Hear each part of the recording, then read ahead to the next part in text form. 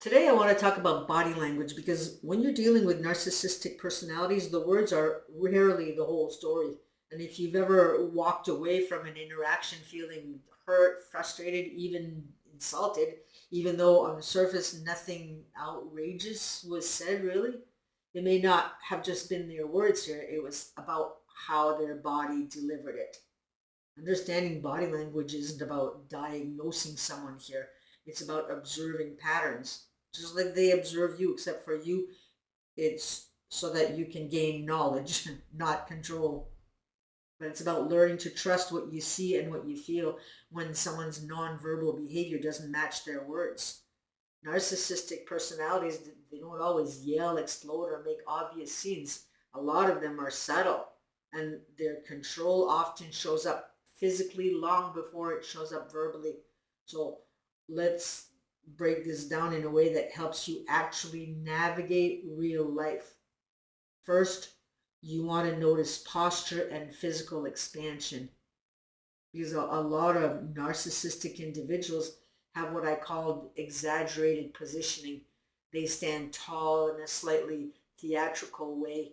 Their chest is slightly pushed forward. For some here, not all of them. But these types will have shoulders pulled back, their legs spread wide when seated. Their arms are stretched across furniture as if claiming territory. And it can look like confidence, and sometimes it is confidence. But when it's paired with dismissiveness or superiority, it becomes dominant signaling. The body is saying, I take up space, you adjust. It's not relaxed confidence, it's performed importance. And you'll often notice that if they feel challenged, watch their body shift. Their body's going to shift instantly. The jaw's going to tighten, the spine stiffens, the casual sprawl turns rigid. And that shift, it tells you more than their words ever will. Now, let's talk about eye contact, because this is where a lot of people do get confused. Narcissistic personalities, they often use contact strategically. There's the prolonged stare, not warm, not connected, just fixed, sometimes unblinking, way longer than feels natural. It doesn't feel like someone's seeing you. It feels like someone is assessing you, measuring you, positioning themselves against you, because they are. People often refer to something called the death stare. The face goes neutral and the eyes look flat or cold. There's minimal blinking, very, very little emotional movement around the eyes, and it can feel like they're looking through you instead of at you, and it can be pretty unsettling. Now, I do want to address something that sometimes circulates online. There's an old Japanese belief called Sanpaku, which literally means three whites. It suggests that if you can see white above or below the iris, it reveals imbalance or danger in a person. White below is a person who's been through a lot, where the white above suggests abnormal, like psychopathy. And this idea was popularized in the West by George, I think it was Osawa or something like that. But it's important to understand this is folklore and not psychological science here. The amount of white showing in someone's eyes doesn't diagnose trauma, narcissism, or psychopathy here. However, here's what is real. The muscles around the eyes absolutely reflect emotional states. So when someone's angry or aggressive, the upper eyelids, they'll lift, which can expose more white above the iris. When someone feels contempt, the eyes narrow slightly. When someone is in a dominant state, blinking often decreases. These are nervous system responses, muscle movements, not personality labels. So instead of focusing on the anatomy of the eye, focus on the behavior of the eye. Is there warmth? Is there softness? Do the eyes respond when you're vulnerable, or do they stay flat? Are they evaluative, slightly hardened? There's also something I call the scan, especially early on. So instead of gazing at you with connection, they subtly scan your face, your reactions, your insecurities, your strengths, and it can feel intense, even flattering sometimes, like deep, deep interest. But over time, you'll come to realize that it wasn't emotional presence here. It was data collection. And that's an important distinction. Now, let's move into space and proximity. This one matters more than people realize here. Some narcissistic personalities are going to stand just a little too close enough to create like a subtle discomfort. They might touch you without really reading whether you want that contact. The touch, it's not warm. It feels claiming. It can feel like you're being handled, not held. Not necessarily inappropriate, but not fully consensual in an energetic sense either. They might block a doorway during an argument. That one you'll be able to tell.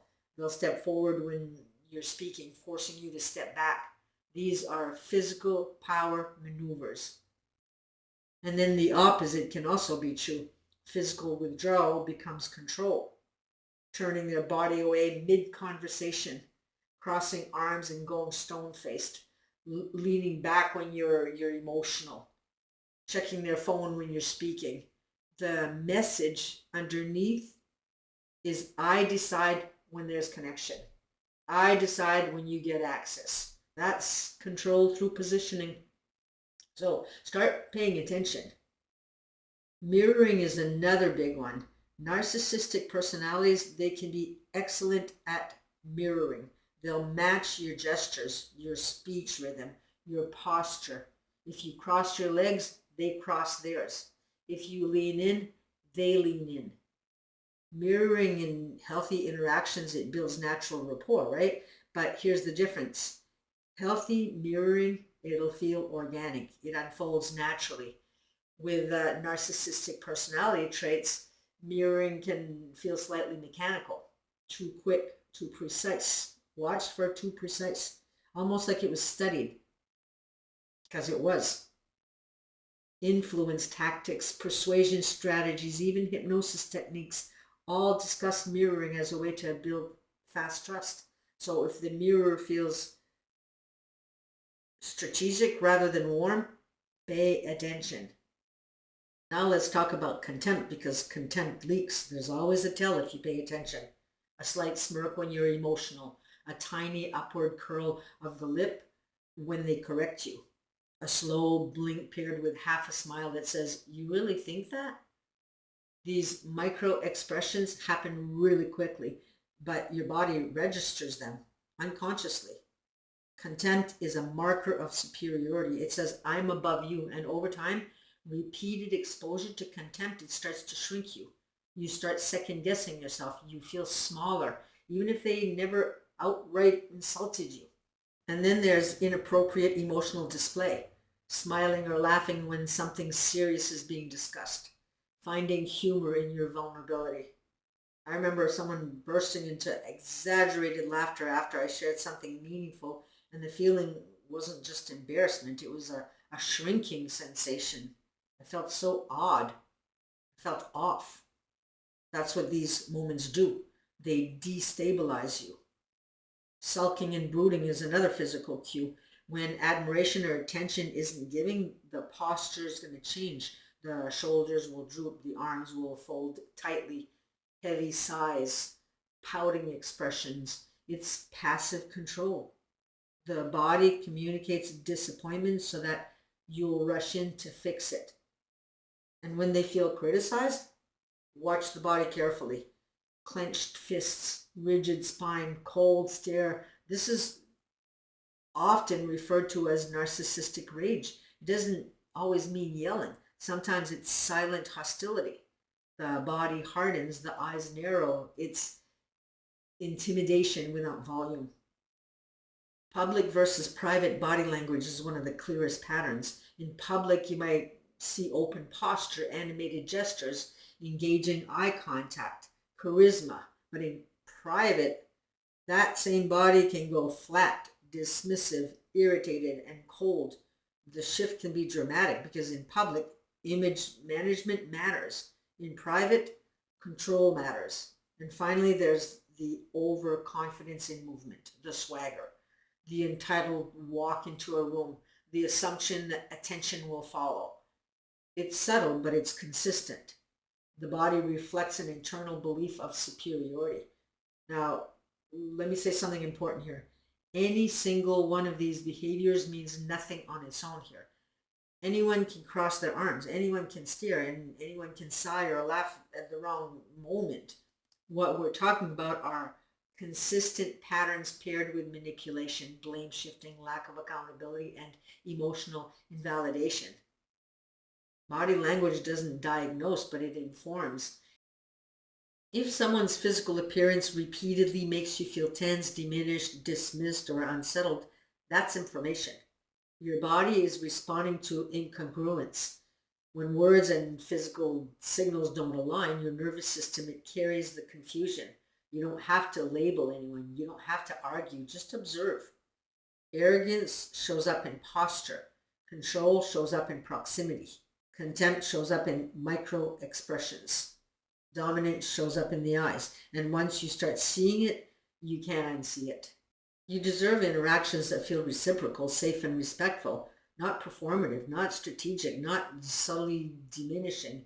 If there are other patterns that you've noticed, leave them below. I do read your experiences, and subscribe if you haven't, and like this video if you liked it. I'm shutting up now. So take care of yourselves, and we shall see you in the next video. Bye for now.